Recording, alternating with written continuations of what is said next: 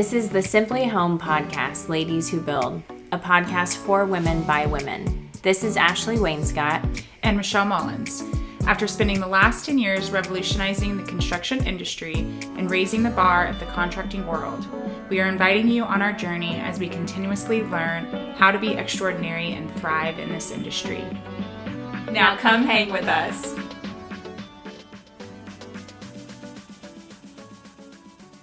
Welcome to episode 15 of Ladies Who Build podcast. Today we have a very special guest, Kara, who is on our team. She comes from a design background, and today's episode is really going to be focused on her design background, but also the importance of design in construction. Some key topics we're going to be hitting is why do you need a designer?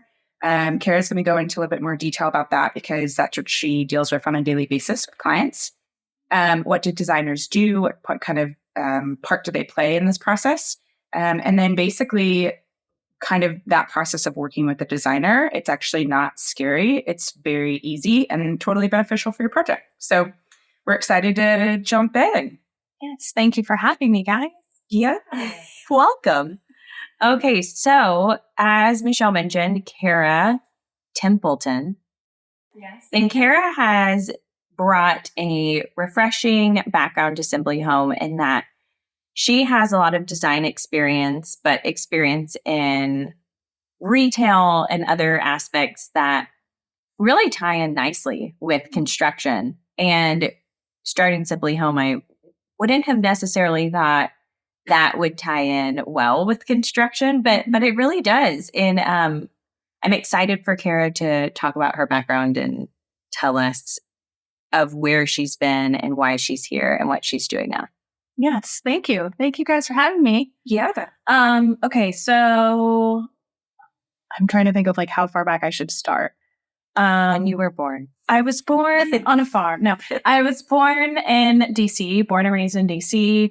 I ended up going to college in Boston. I went to a women's college. So I already kind of like right out the gate knew I wanted to be around a lot of women.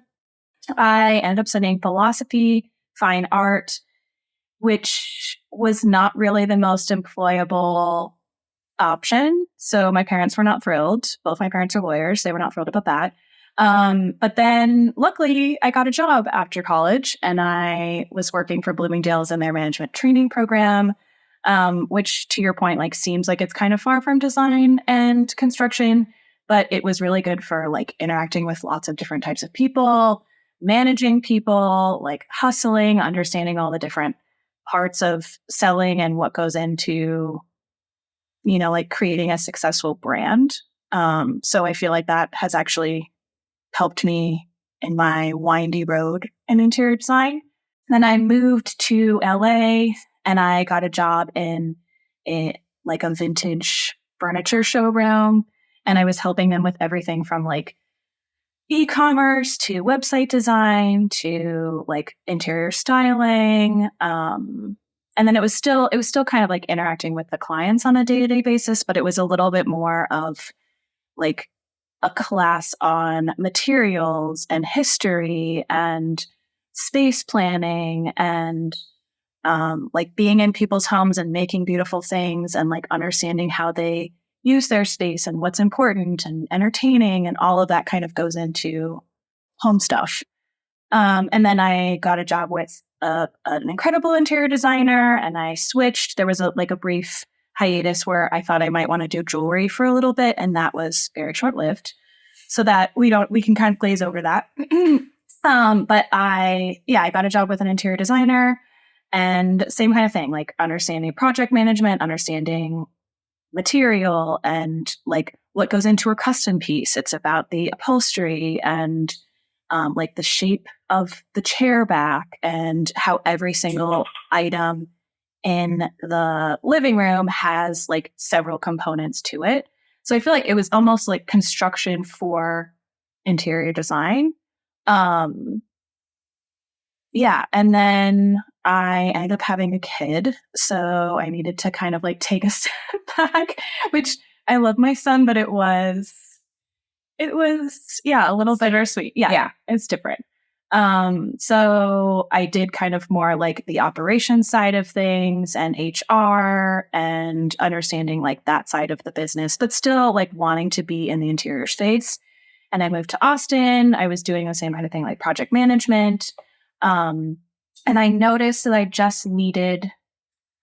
needed to have a little bit more of a construction understanding because we could design the most beautiful furniture layouts. And if the flooring hadn't been installed properly or the tile hadn't been done well or like the trim around the windows wasn't right, it was kind of rouge on a pig. Like it didn't really matter.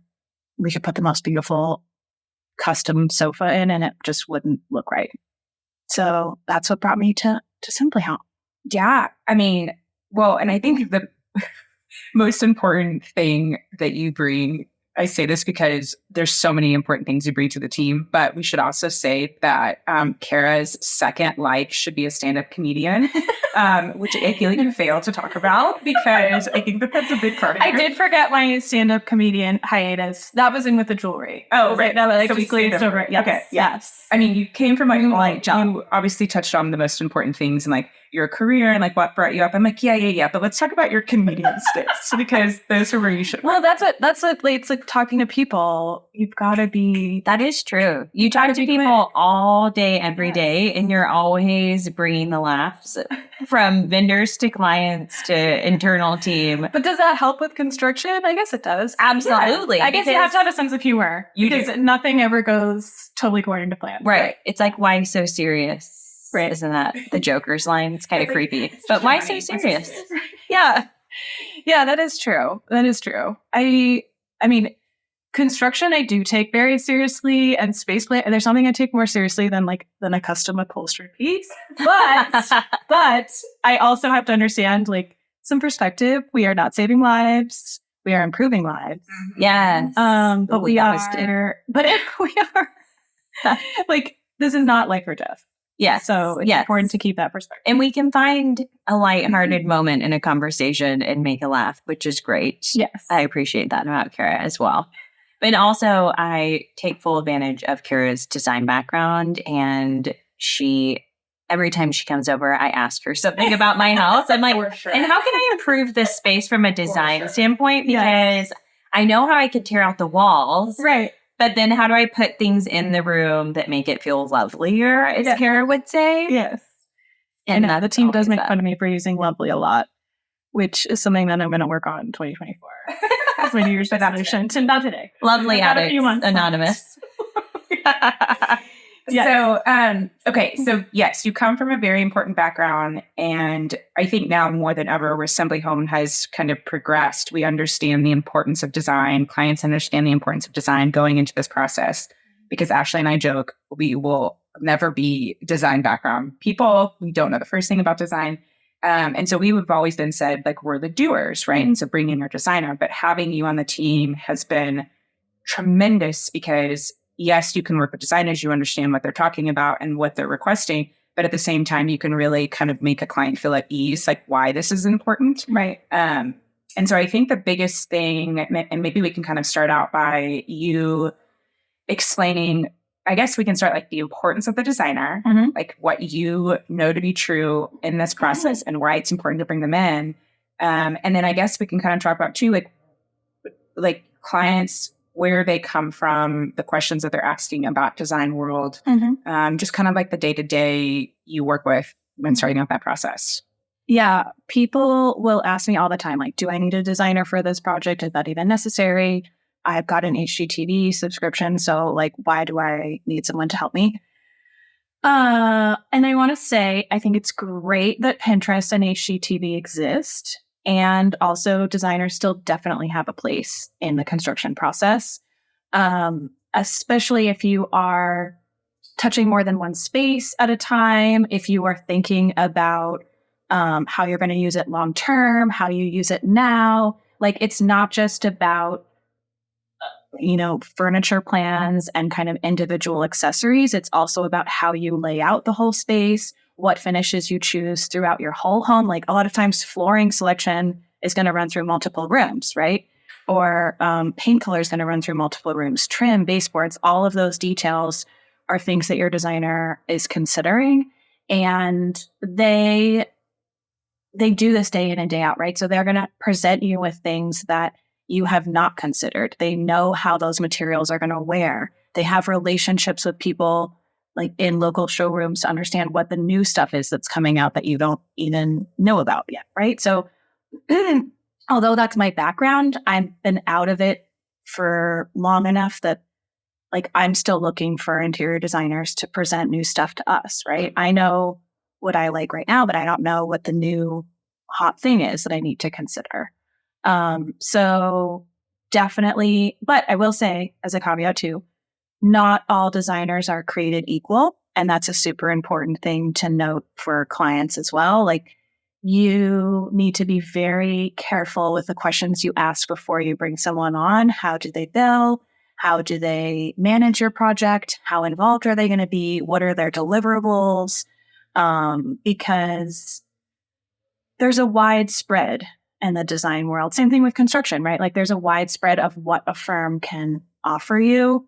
And I think people need to have more education on kind of like what they're getting with a designer package and less focus on what the end result is going to be. Of course, you need to pick someone who's in your style, right? But pretty much anyone can deliver, quote unquote, a beautiful package. It's like the experience that you're going to have, how they work with a contractor, how they work with you, how they understand, your vision, how they adapt to changes that come up during the construction process. That's the other key thing. So to me, it's just as much about like personality and knowledge as it is design aesthetic. And you know what I think is really important too is talking about the designer relationship with the contractor relationship. Yes. And how that background has really played into understanding the design process and what goes into it and what expectations should be from a designer. Yes. And then our role with the designer. Yes. Yes. I always joke that I speak designer, right? Because I was on that side of things for so long that I understand the pain points from a contractor perspective. And a lot of like contractors have the reputation for being like the good old boys club. And I've done this before. Like, you don't need to tell me about grout. I've got it covered. Stereotypically, interior design is more of like a women's industry and construction is more of a men's industry. And I think a lot of designers generally feel like when they work with contractors, they may not be taken seriously, right? Like, I'm coming to you with this design idea. I don't need to know how you did it in your last 10 projects. Like, this is how we're going to implement it in this project. And they just want to be listened to and heard and respected. And I think that's something that we definitely have with Simply Home. But to your question, like, there are also things that we expect from our designers on the flip side, right? And ideally, the best relationships are a partnership of designer and Simply Home, or designer and contractor, whoever it is. And then you work out the solution and then present to client, right? It should never be a triangulation where you, for whatever reason, are pitted against the designer, because it's just never going to go well. From a process standpoint, from an end result standpoint, everything.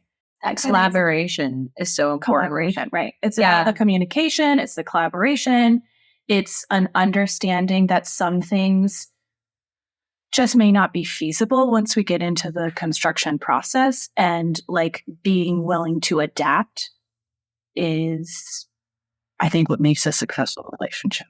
It is that relationship that makes all the difference when we are working together, when we are on the same mission, we all have the same vision and reason for being there, which is, the project and the client satisfaction. And so if we all keep that in mind and have a respectful relationship, it really does change that whole planning phase. And then once construction starts, then the designers can really be helpful if we have to make pivots through the process, if they understand that. Yeah, we've seen, as you were talking to Kara, I was thinking for anybody listening, you made so many good points of notes to take when interviewing for a designer and while working with one. There was just so many things you said of like things that I would kind of cross-check with them And I think the important one that a lot of people skip over is like, well, what is your process with working with the contractor? Right. How do you like to be present for that?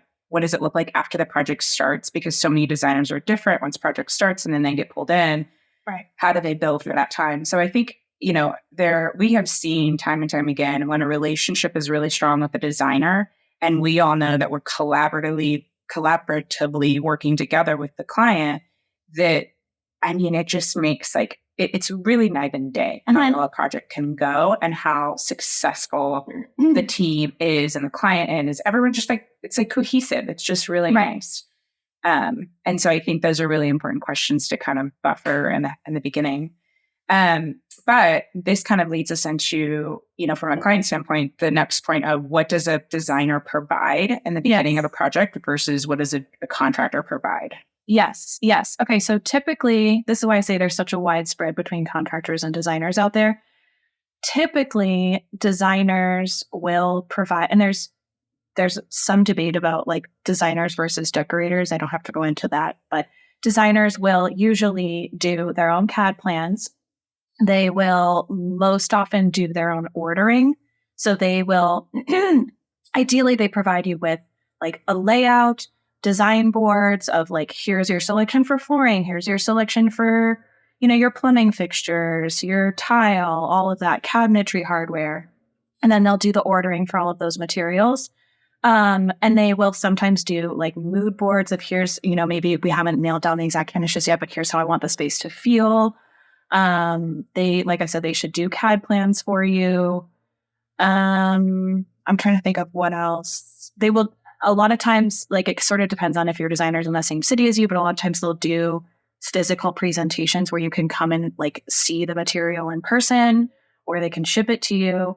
And then contractors are usually there I think a successful contractor is there to just implement the vision, right? Like we can weigh in, but especially when we're working with designers, it's super important that it's their vision. And then if there's an issue with something, we're presenting solutions that we feel like could align with their ultimate vision. But it's not really our role to change the design or make any kind of recommendations about something aesthetic.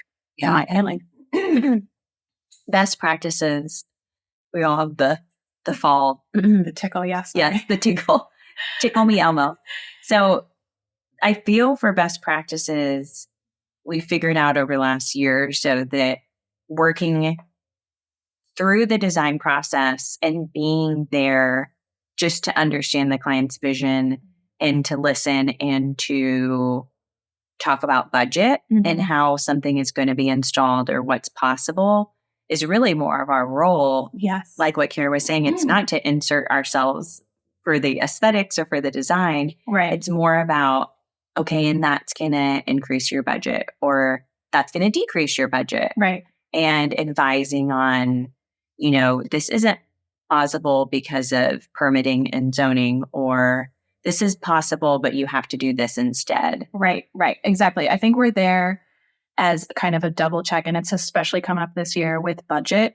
And this is with designers and architects. It's not their job to know that on a day-to-day basis. I feel like it's our job to inform them. But vaulting a ceiling, for example, or doing a mitered edge on a stone countertop can make a big difference. Or running a slab up as a backsplash can make a big difference in a client's budget.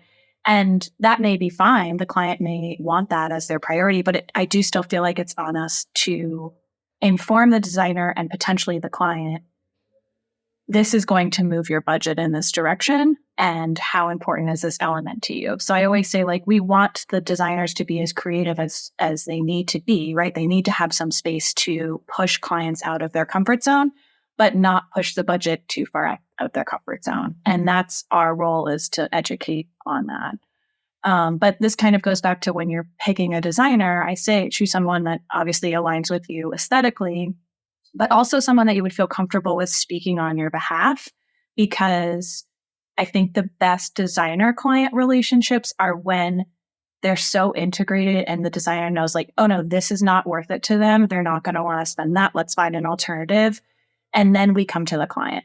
And the client's like, yes, thank you for thinking about all of these. Like, I appreciate you taking the initiative. That's when it's successful. That's so true. Listening to the client and in thinking through when the designer, for us, or when the designer comes to us and says, you know what, they mentioned that wasn't actually all that important to them. Right. Do you have other alternatives, or should we just nix it for the time being? Right. And coming up with options, because I mean, us as humans like options. That's you right. know? That's right. Well, and also like in construction, we always joke about the snowball effect. Like every wall touches another wall, right? So the client may have started just like wanting to focus on their living room space. And then we realize, well, the baseboard actually wraps into dining room. Now, should we change out the light fixture in here? And then you kind of lose the forest for the trees. And it's important to reel back and be like, you know what? This isn't actually, they wanted to just focus on their living room, and we can get into the other spaces later. Yeah. I just say that happens with every client. Or like, what percentage does it snowball? Well, okay. So I will say if clients are very focused on distinctive rooms, like especially bathrooms, kitchens are a little trickier because they do sometimes open up to other spaces. So then it's like, where do you enter the paint, and how does baseboard tie into this other space, flooring, all that. But I feel like it doesn't happen on projects where they come to us just for bathrooms, because there's a very distinct scope of work there. Yes. If they kind of just generally are like, I want my space to feel more like this, it does snowball. Mm-hmm. Yes, because once you start doing it, and it's not because we're pushers, like we aren't those kind of salespeople, but it's because you're going through the motions, you're already there. Right. You know, you're like, I've been wanting to do this forever. I might as well just see what this would take, or I mean, that's usually, I feel like, a client's mindset. Yes. And I think typically too, if clients are in that position and are able to move forward with that, again, we're not the type of people. It's like, yeah, we should do your full house, but it actually does financially make more sense. Yes. If you want to do it based down the road, it really does financially make sense to do it all at one time, because as we all know, construction costs are just continuing to go up, materials continuing to go up, and there's really no control we have over that. So for that fact alone, if you think that you are going to do it later down the road, like, let's talk about that. Right. Because it's almost like ripping off a Band-Aid. Let's just like rip it off and do it now. But that's also from a designer perspective. Some designers, this is another question. Some designers have room minimums. Some designers have lead times of like when they can actually take your project on. So that's why I say they are really good at thinking holistically about your full space, right? Some designers, and I've worked for a few, will only do a full home, right? And they want to do everything from design materials, meaning things that are actually attached to your walls, baseboards, flooring, kitchen cabinetry, all that, all the way through to furnishings, more like furniture, case goods, all that. So you kind of do, if you're bringing a designer on, you do have to align your scope with the designer that you choose as well, because some of them aren't just willing to take on one room, right? They want to think about how this whole space is going to flow together. And they may, even if you don't do all that construction at one time, they may do the full design plan. But to your point, like it's a better bang for your buck if you're in a place to be able to do this financially, to do everything all at one time. From a construction perspective, from a design perspective, from a lead time perspective, if you order all your plumbing for all your bathrooms at once, if you order all of your cabinetry at once, like it's just more efficient, way more efficient. I was getting talked to that kind of snowballed into timeline, with designers, how typically when somebody has made up their mind and they're thinking, I am now ready for my bathroom. I've been thinking about this for years, but now I'm ready and I want to do it right now. Yes. Right this moment. Yes. But then when you start and they haven't started with the designer, how long typically, one, can that take for a designer to take them on? And then two, for them to even get through all the designs? Yeah. So that's a great question. It kind of varies designer to designer. I'd say most designers are a few months out. Like, it's very rare that a designer is like, great, we will start your project tomorrow. So if that's something you're wanting to explore, I would adjust your expectations about when they can take you on. I'd say it's probably going to be a few months. It's probably going to be a few months before they can even get into your project, which would mean that it's another few months for them to pull together the design presentations, the floor plans, all of that. Yeah, I think of going the designer path as delayed satisfaction. We're doing this right. We're doing it one time. You don't want to have to pick every single thing just because it's in stock. You want to make the right choice of what's going to be the most durable thing for your family, what's going to look the best, what's going to age well. And sometimes lead times are much better than they were during COVID, but sometimes that means waiting 16 weeks for a plumbing fixture, which sounds insane. But when you're in the home living with it, it's nothing, right? So I don't know if I can answer that question because I think it does vary firm to firm, but I would say go into it with the mentality of this is going to be a longer process. And I want to be very intentional about every step so that I end up with a final product that I'm proud of. Would you say that every client, well, I guess every person who wants to do a remodel should hire a designer? Okay. Do you think that every person who wants to remodel needs a designer? I hesitate on this question because I want to say yes. The exception to that would be if you feel very confident and prepared and you have the space in your schedule to dedicate to ordering your own materials, sourcing your own materials, doing the research for yourself. I'm not going to say it's impossible for clients to do that. It's just most often people think it's going to be like a couple hours a week and it ends up taking a lot more of their time. And that's what a designer is there to do. They have years of experience and they've already done all the sifting through the not so great stuff that's out there, right? So the stuff they're bringing you is the first choice. Otherwise, they wouldn't bring it to you. So I would say you should err on the side of having a designer, especially if you're touching several spaces. Also with an understanding that not everyone can afford a designer. Not everyone, has the luxury of a longer timeline. We work with many people who don't have designers, but they are prepared to do the homework that we need them to do. We are set up to support them with materials, support them with floor plans. We can kind of fill in the gaps. But I think our more successful projects have designers. It's funny. When I think I've mentioned this on previous episodes, is that I closed out, I do a closeout meeting at the end of the project with the client, and the clients did not hire designers. Multiple times, different people have said, I now understand the importance of hiring a designer. Yeah. And I wish that I had. They got religion. Literally, it's like, but it's not even because of their choice. Like their choices were beautiful, but I didn't even realize how hard this was to make sure everything existed really well in the space together. Mm-hmm. But also, I think people don't realize when you act as the designer, you have to be available to make game time decisions and not be stressed out about those game time decisions, right? So a lot of clients are like, I don't know, I can't decide, I'm not sure. And we've got our guys on site and we need a game time decision.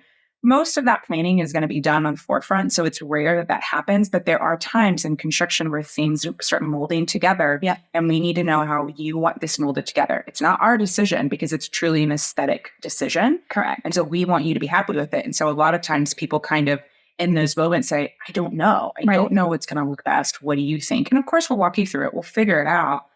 But it's ultimately your decision if you're acting as a designer. That's right. So I think people oftentimes forget, it's not just picking colors and tiles and textiles. It's how are they going to function? And can you answer questions from the GC once we get started? That's right. And I do notice we start to lose people when we bring up things like grout color or what. Do you want this slab polished or honed or leathered? And people are like, because a Pinterest image can only give you so much. And you need to think about how you actually use everything and what you're going to be looking at it. So yes, I do. I think people go into it very optimistic and it does end up being a little more than they can chew once the project gets on. Yeah. I mean, and think about the amount of educational content and information that lives in all of our heads that we've learned through years of projects and lessons. And then the same thing happens with designers. There's a reason that they do it every day, and they'll probably know, oh, no, with this tile, you really need to use this type of edging, or this looks better. And you being the first timer are going to have no understanding of that whatsoever. Right. And so, yes, you're paying somebody to do all of this, and it seems like you can do it. Right. How it turns out and these game time decisions are really going to impact your project and, how you enjoy it for the long term. Yes. Yes. Yeah. See, that's the thing. It's like you're already investing in the whole renovation process. So to me, it's like, do it. What is that expression? Do it. Buy once, cry once. Do it right the first time. Oh. And you maybe will spend a little bit more. Buy once, cry once. Like you only buy it one time and it's a little bit more expensive than you're anticipating. But it's better to do it right the first time than 5 years from now we're going to come back and redo. I think I'm going to make t-shirts that I'm going to take this advice to my husband and say, husband. It does apply to everything. It applies to wardrobe decisions, renovation decisions, furniture, cars, cars. Wow. Yeah. We need t-shirts. Right. Can we bumper stickers at least? What's the acronym? BOCO. BOCO. We're going to be the BOCO crew. BOCO Raton. Yeah. I like this look for us. Also, Michelle just dropped the word husband. Oh, yes. Crazy, right? We need to call this out on the podcast that Michelle's now off married. The market. Officially off the market. For 6 years, I've been off the market. But now the state knows it. But now it's real. Now legally. Yeah. Right. And all your friends and family. They all know. Yeah. I can't hide it. Yes. Yeah. Yes, I witnessed it. It did happen. I did. I can confirm. I had a witness. Yes. And I was one of the sober witnesses. Well, that's another story. Another time. Yeah. We don't have enough time for that. And designers. And designers. Okay. Another big thing I think that we should clarify is what is the difference between a designer and an architect? Yes. Okay. This is a great question, especially since so many firms out there are design and build. So that's why I say be really clear in your questions. What deliverables are you going to provide? Do I get CAD plans at the end? Can I just submit those to the city for permitting? Are you going to do furniture layouts?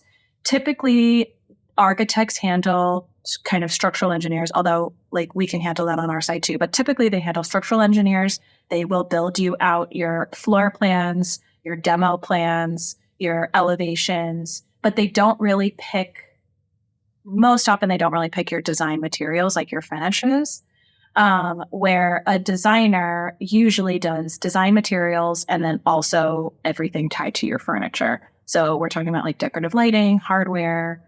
I keep going back to tile, countertop, all of that. I say this, there are many firms that do both, but most often that's how it's split.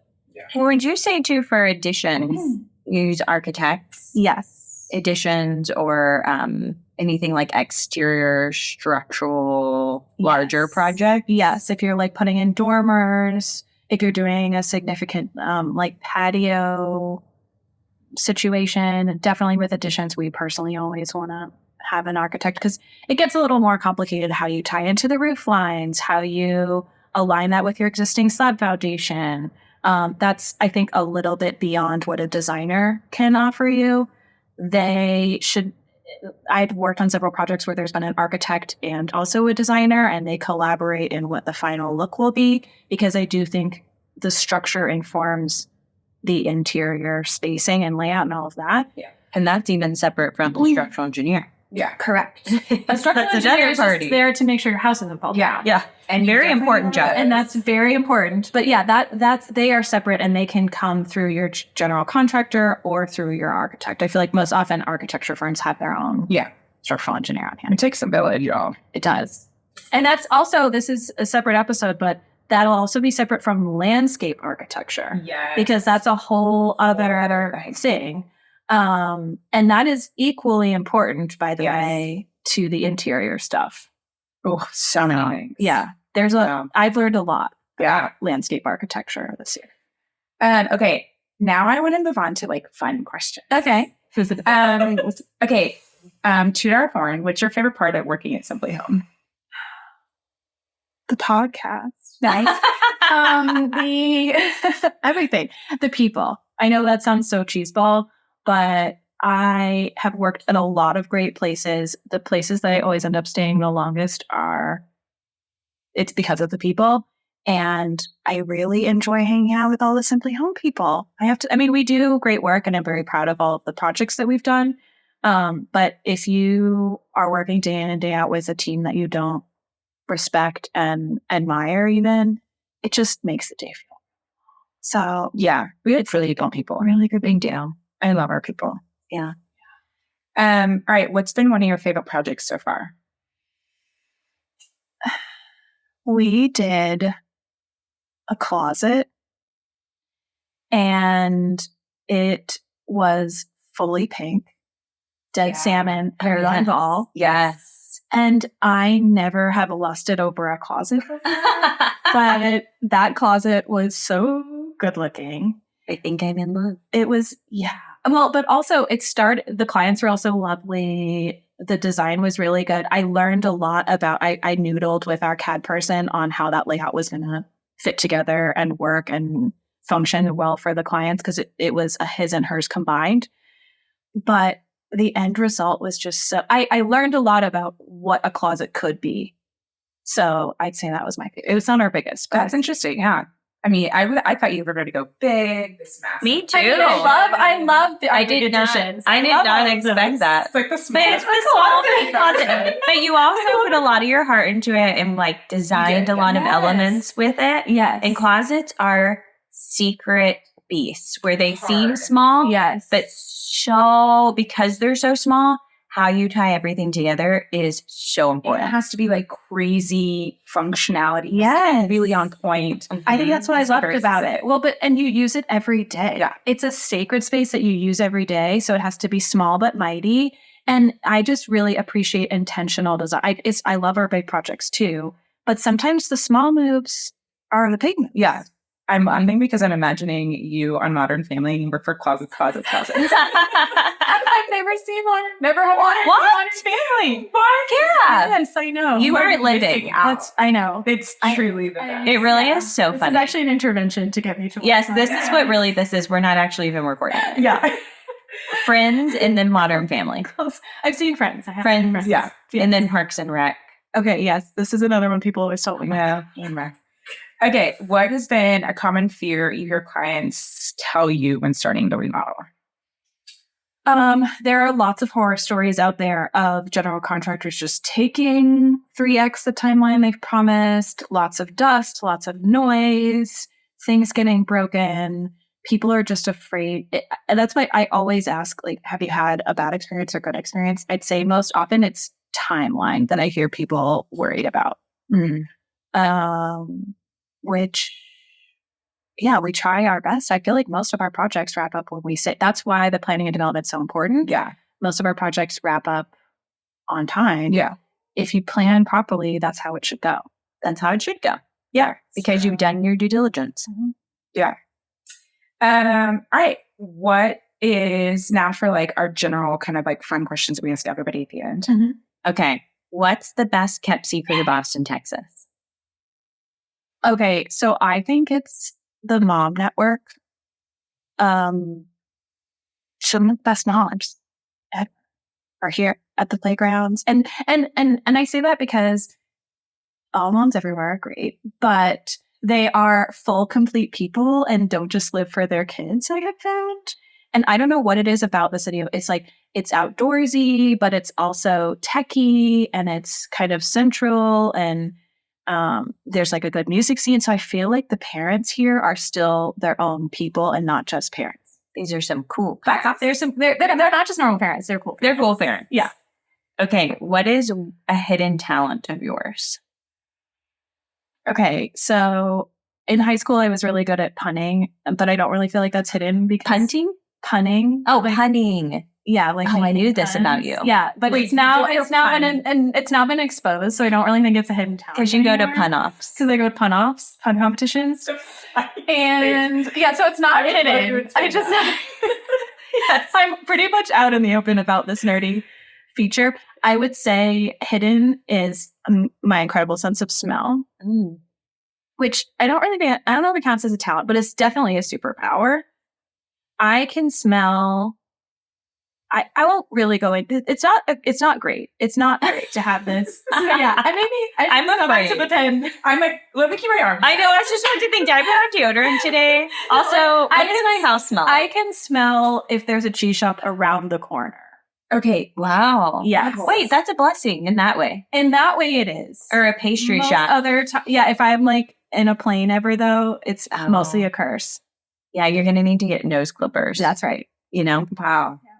Okay, out of all office supplies, what would be your favorite item? Okay, I love this question.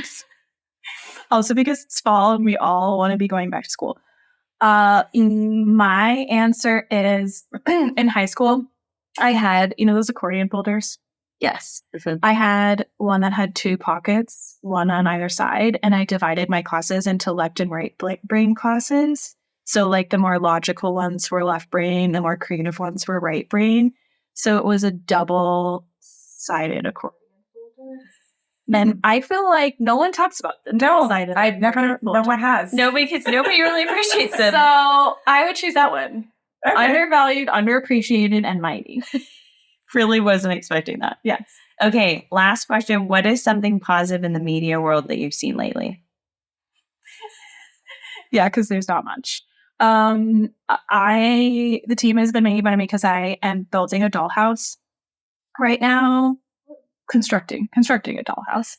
And I've been getting a lot of targeted dollhouse content. I think dollhouses are having miniatures in general are having a moment. And it's always just so delightful when you get miniature content pushed at you. Yeah. Well, for those who people need to follow you in this process because it truly, I'm like laughing to myself when you watch your videos about Instagram because I can just imagine you working really hard, a long day at work, relaxing, and you're just tweezing away. Tiny dollhouse. I'm just out there, like I think about roughing plumbing all day long, and then I'm like, what would help me unwind is to think about miniature roughing plumbing. And that's what I'm doing. But because also, not to go too much into it, but like the economy right now, miniatures are about all we can afford. So that's what I was about to say. It's cheaper than doing it to your own. Unlacquered brass on a 1/12 scale is still unlacquered brass. And it's still in your house. That's right. In a dollhouse. That's right. When I say I've got an unlacquered brass tub, no one asks what size it is. They don't want to know. So you really do get to brag. I do get to brag. And we are making dollhouses as a team and then auctioning them off in the coming months. So you all need to follow that on Instagram because we will be auctioning them off and then donating the money to our 2 to 3 select charities. But obviously you can imagine where this idea came from. Where it was, who created that one? Yeah, I think it's a chicken and the egg though because we are a construction company, right? It just makes sense. I got the idea from you guys, right? That makes sense. It's our fault, yeah, in a good way. I love it. Okay, Kara, thank you so much. So enlightening. Thank you for joining us. Yes, I understand why you guys do this every week. You could just sit down and talk with us. It's so fun. Should chat. Yeah, coffee. You can have coffee with Kara with a K. Coffee with a K. And we're wearing our BOCO shirts. Yes, in our BOCO shirts. This would be a totally different vibe. Flashing BOCO on the screen. BOCO. I'm saying like big sale BOCO. I think Buy Once, Cry Once would be a great name for a podcast. Yeah. No, I think so too. Should we change our name? Spin off. Okay. All right. So we are wrapping up for today. Thank you, Kara, for gracing us with your presence. Thank you to Michelle and myself for continuously being wonderful humans. And we will see you guys next time. Adios. Bye. Thanks for listening. Subscribe and follow us so we can share our journey with other like-minded women. You can visit our show notes for affiliate links, transcript, and other resources on our podcast page. And if you want to see our stunning remodels, give us a follow on Instagram at Simply Home Austin. See you next time. Bye, y'all.